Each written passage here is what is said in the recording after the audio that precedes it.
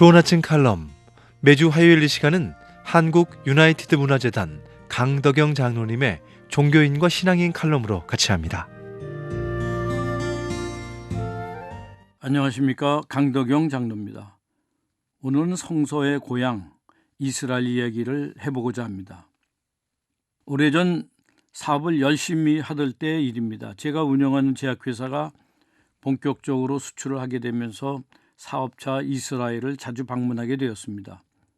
제가 의약품 도매상을 할 때부터 저를 도와주신 분이 유태인이었기 때문입니다. 크리스찬으로서 당시 성경에 심취해 있던 저는 처음으로 이스라엘을 방문하면서 큰 기대를 가지고 있었습니다.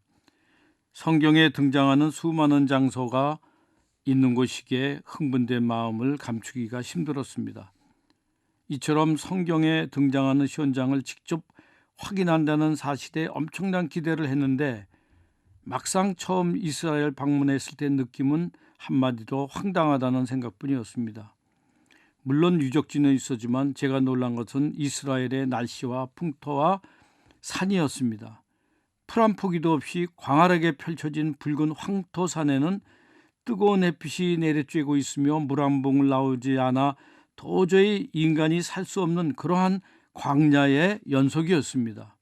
이러한 황량한 광야에 어떻게 애굽을 떠나온 200만 명이 넘는 사람들이 40년 동안 살아갈 수 있었는지 도저히 믿어지지가 않았습니다.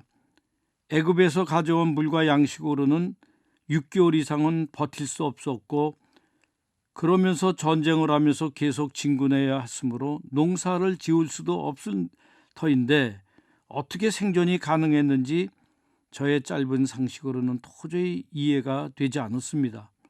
60만 명이라는 성경에 기록된 숫자는 남자만 헤아린 것이니 여자와 아이들 합치면 150만 명에서 200만 명이 넘는 데는 성경학자들의 이야기가 있습니다.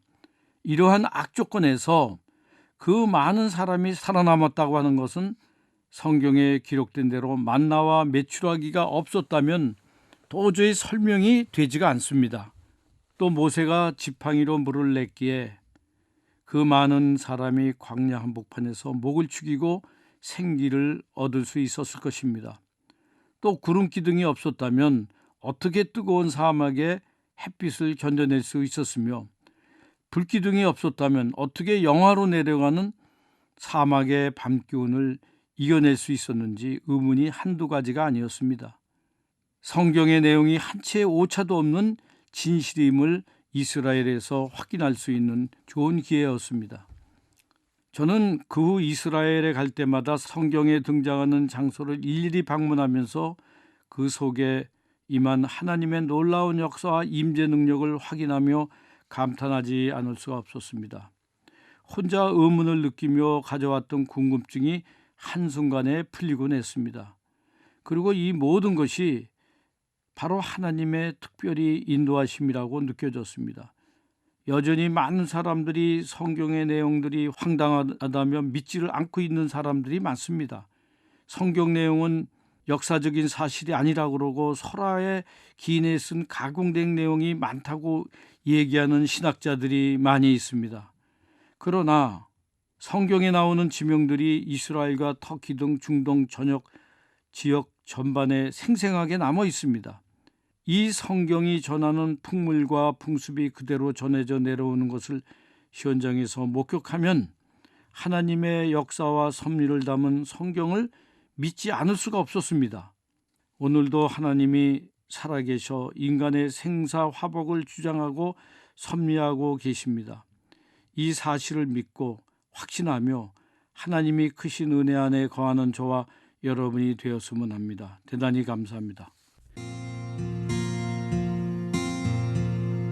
좋은 아침 칼럼, 지금까지 한국 유나이티드 문화재단 강덕영 장로님의 종교인과 신앙인 칼럼으로 같이 했습니다.